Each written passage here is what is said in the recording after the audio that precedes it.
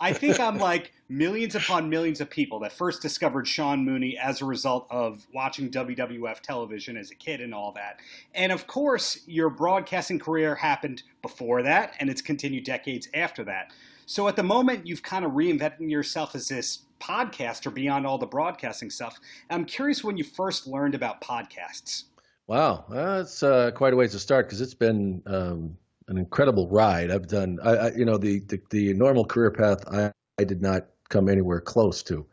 But the podcasting came about a couple of years ago when Court Bauer, who, is with MLW, and he had some podcasts with his network while he was also organizing his wrestling organization. And he DM'd me. I had been on a show, somebody had me on as a guest or something, and he heard it. So he DM'd me and said, would you ever be interested in doing something like this? And at the time, I'm thinking, like, who the hell wants to hear from me? It'd been a long time. I really hadn't been involved in wrestling. But some coaxing and, he said that people are really interested in that era that I happen to be involved in. So he wanted to get a host with me. And I said, well, I'm the guy that's a host. That's all I've done really my whole life. So why don't I get somebody to do it with me? And that's when I bugged the crap out of Hacksaw, just kept calling him till he finally gave in and at least returned my call. And then it took a lot of convincing. And then he did a pilot with me. I said, just do the pilot, Jim. And so he did, and they really liked it. And we went from there and did about 20 episodes. And it just got me back into it. And then Hacksaw, it's still very busy. And if you know about podcasts, which I know you do, you don't make a lot of money initially. And it was always something that was like 90 days. Okay, 90 days. Then 90 days from there, they determine whether or not you're a legit podcast. And then the advertisers might come, So he's in business to make money. And he was really busy, and it was tough for us to schedule things. So finally he just said, I love doing it, but I just don't have time. So I had to make the choice of either, stopping the podcast or continuing on. And I originally had the idea to call it the Event Center and have different guests on every week. But I'd been out of it for so long, I was thinking, how the hell am I going to get people to come on with me? But at that point, people had heard about the podcast. It had gotten a little bit of a buzz out there. And so I was able to start getting guests, but I went week to week. So there you go. I already used up all my time answering a question. What's remarkable about your wrestling podcast is it started off getting the same guests that are on all the shows. But the last few episodes, you've had people on that really I don't think I've ever heard on a podcast before, like the Warlord and Barry Horowitz. And it's interesting to see that all these people hear, oh, Sean wants to talk to me all these years later? Yeah. So it seems like you're one of those people who didn't burn a lot of bridges within that world, even though you left it behind. No, that's true. But also, I wanted to do that from the beginning, but I realized that in order to get people to listen, initially I had to get big names that were very recognizable. And so fortunately, I was able to get a lot of people to come on. But I'd always, the shoot interviews are out there, and a lot of these guys have done dozens of them. And after a while, they're telling the same stories. It's not their fault. They're just, they're their best stories, and people hear them and want to hear them tell it again. And so I love having conversations with people that haven't really been out there, have shared a lot of their history. And that's what I wanted to do originally. So now I get to do that because I think at this point people trust that when I get a guest, it's not because I just got anybody, please come on. I really think about who I want to come on and who I think would be really interesting. And we've had some really great guests. And I've been surprised many times because I know they have great stories, but I don't know what kind of guests they're going to be. And I just think off the top of my head, people like Danny Davis, who was just awesome. His story is so great. And, so many others that I've had on that are really inspirational stories. That's really what it comes down to. It's not even so much to me about wrestling, which of course is a big part of it. And that's why people tune in as well. But if they really listen to these podcasts, all of these guys, and I shouldn't say guys, I mean women too, we've had on, are just great stories. Most of them come from humble beginnings. They don't, and they had a dream and they just refused to quit. You don't make it in this business unless you are absolutely all in and are willing to get knocked down 100 times and have people tell you you're terrible and they just won't go away. And then they start finding some success and they have tremendous success. And then there's always something that happens, it seems, along the way that knocks them down big time.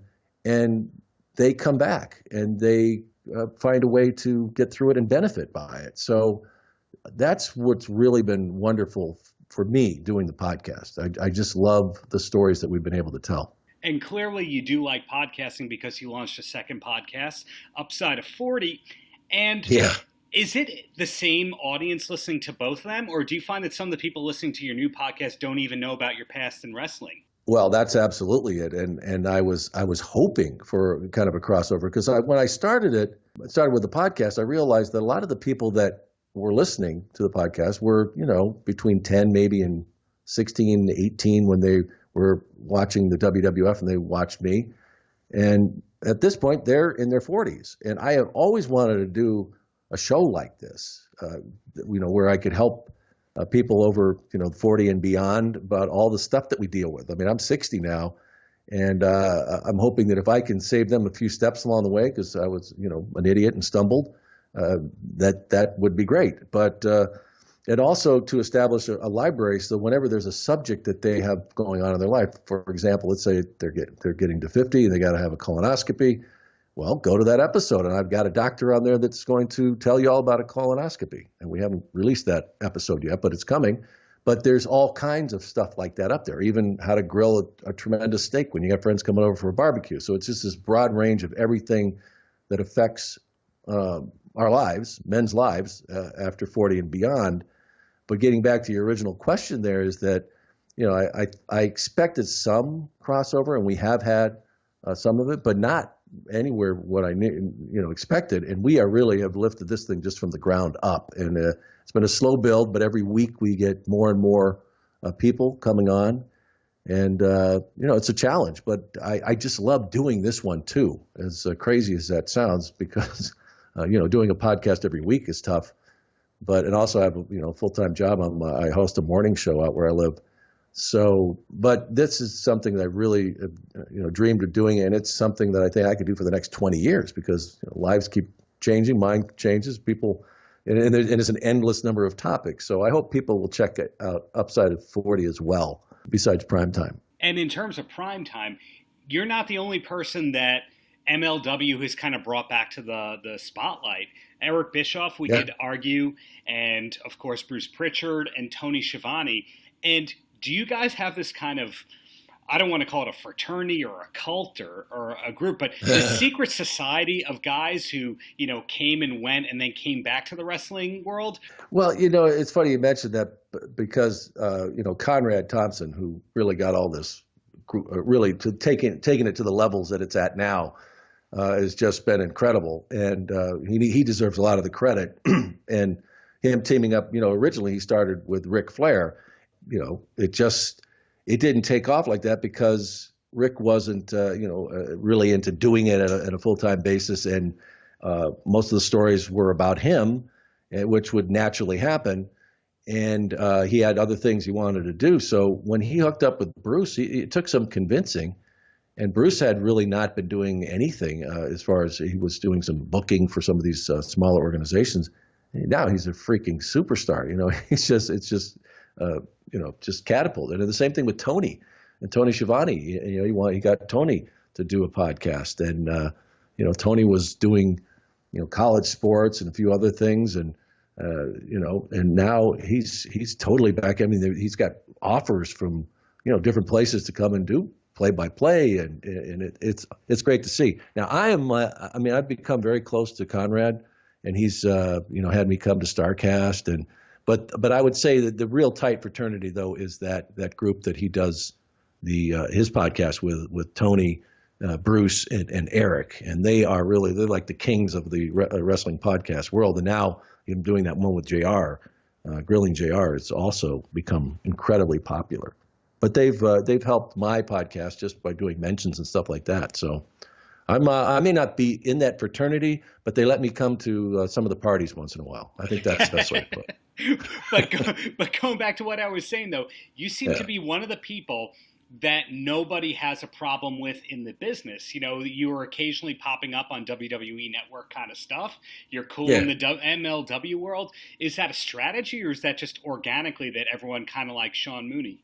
No, I think they can only take so much. So I pop in and out. You can only take so much Mooney. They're like, oh, let's just let him, take it easy for a little bit. Hey, we'll bring him back in. Everybody's like, oh man, where'd he go? Oh, nice to see him again. Sure. I know believe me, there's no strategy at all. It's just that, I think that I've always been an honorable person, and I think I'm, okay to be around here and there, and have made friends over the years. And it's, it's nice. I've got a lot going on, and doing the podcast and being able to pop in and do these things. It's been great. And then about your morning show, what market is that in? Is that in Phoenix? No, I'm in Tucson, which is about 90 miles south of Phoenix. It's I think we're like number 69 market or something like that. But it's where I grew up. I grew up here, and my family's here, and I raised my kids here, and it's just a nice community. It's always been home. I was gone for a long time. I was back east working for about 20 years, and came back here in '99, and this is home. Just bringing up that timeline right there. When you left WWF, did you go straight back to the morning show world? Oh man, that's another incredible ride too. I left the WWF, WWE in '93, and Vince was convinced when I told him I'm leaving. He was convinced I was going south. I was going down to WCW, and I told him, I'm like, Vince, no, I just want to do other things. And I'm not. And I still don't think he believed me until I showed up on WWOR about a year later. And but that's the truth. I mean, if I was going to stay in professional wrestling and work in that world, I was going to work for the WWF or nobody. So I actually didn't really know what the hell I was going to do. I had some offers and I got some representation. A year later, I was working at WWR and became the anchor there, one of the co-anchors. So it was kind of a strange world to go from that to, the New York market, working news there. Phil Mushnick never forgave me or anybody else. He would, whenever I would do a story or something, he would put in his column, that former WWF wrestling announcer Sean Mooney. He just, because he just despised Vince, right. So anything attached to it. But yeah, and I did that, and I worked in Boston for a couple of years, and then came back here and worked for Fox Sports Arizona for about 10 years. I had a production company here, and lived in Tucson. So it's been a pretty incredible ride. And of course, my initial job, I started with Major League Baseball production. So I've had quite a different route to getting where I ended up here today. Well, a couple of podcasts ago, you were talking about how your initial goal is that you wanted to be the host of an Entertainment Tonight-like show. Is that still the goal, or really are you doing what you want to be doing? I actually had a couple of opportunities. I actually auditioned for Extra and Inside Edition even, and didn't get it. And I was at the point where I'd come back out here after I left Boston, and I was going to move my family to Los Angeles. Had a really good agent out there. But I made a bunch of trips out there, and I was just thinking, God, do I really want to raise my family here? And that's when I just made that decision. And I haven't really looked back at it. But early on there, I mean, that's when I left the WWF. Then I wanted to get into entertainment.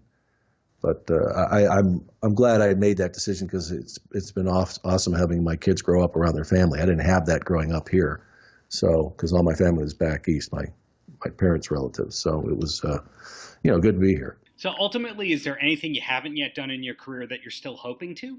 There's nothing I would like better if my job was to do 2 podcasts a week and be able to work out of my home and be able to do shows, centering around the podcast and make appearances here and there to I'd love to be a part of StarCast or Forever or those kind of events taking place.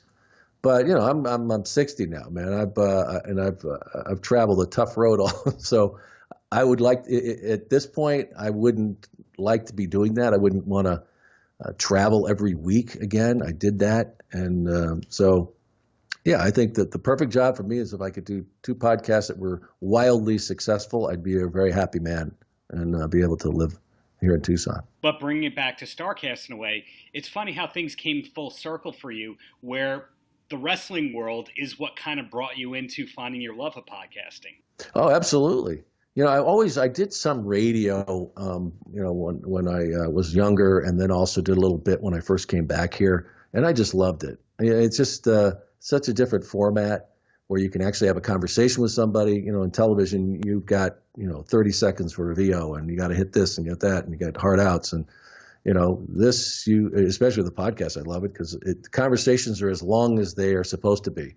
Is the way I look at it, and I'll have one where we'll have a conversation for an hour, or I've done 2.5 hours with Sarge. It just depends on how the conversation goes, and that's what I really love about it. So it sounds like there's not going to be a tell-all book in your career coming up anytime soon. I don't know. People keep, they've approached me several times because not only did I have a really, really fun time, interesting life with the WWF and other things I've done, but I had this whole other career.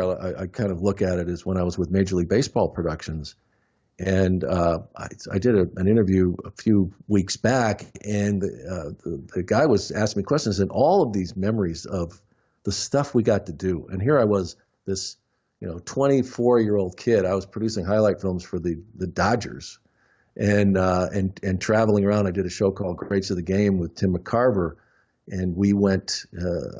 Joe Levine, who was a documentarian, he was the guy that produced all of the HBO sports, those unbelievable documentaries, Howard Cosell and Joe Lewis and all those. Well, he was my producer partner, and we literally packed up. We didn't have a cameraman. We took a camera and lights and didn't know what the hell we were doing. And this is back when they had the old 3/4-inch tapes and you plugged them into the deck.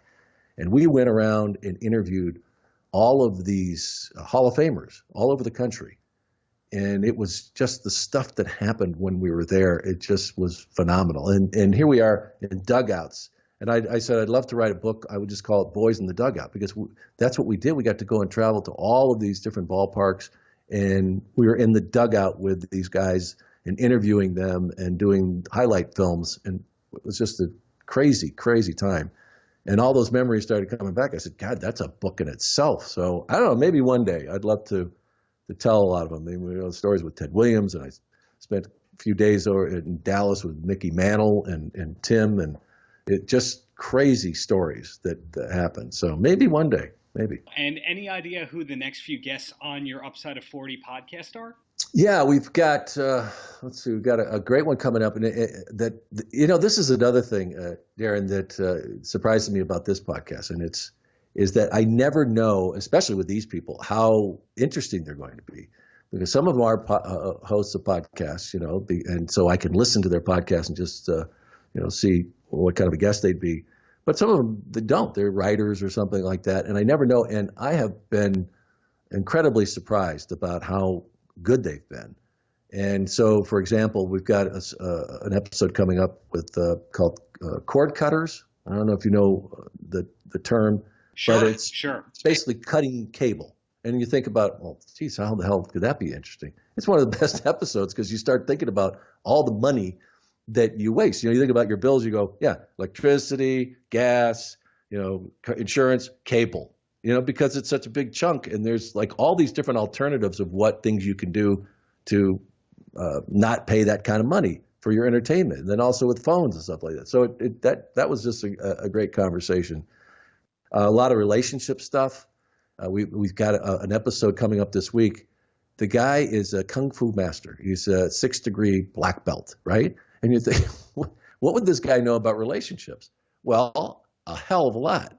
And whether it's through the martial arts studies or him interacting with people, teaching them, I don't know. But the conversation, he just made so much sense about how we communicate with our spouse. So there's just stuff like that. That's the one that's coming up this week. His name is Jeremy Roadrock is the guest. But I call it, I think I called the episode, How to Communicate with your significant other like a Kung Fu Master. And it's a fun episode and a great listen. So I hope folks check it out. Definitely going to listen to that one, Sean. And so finally, in closing, any last words for the kids? Well, I want to thank everybody that, getting back into this. it's just been incredible. And especially for like the wrestling fans, if you know that audience, man, they are the most loyal fans out there. It's just amazing to me. And I left the WWE, I guess we call it now, in '93. Even during that time, I was completely out of the professional wrestling world. I still would get a couple letters. I don't know how they tracked me down. They'd send it to the station, or I had a production company. They found the address to that, and they would send me those baseball cards that had my image on them.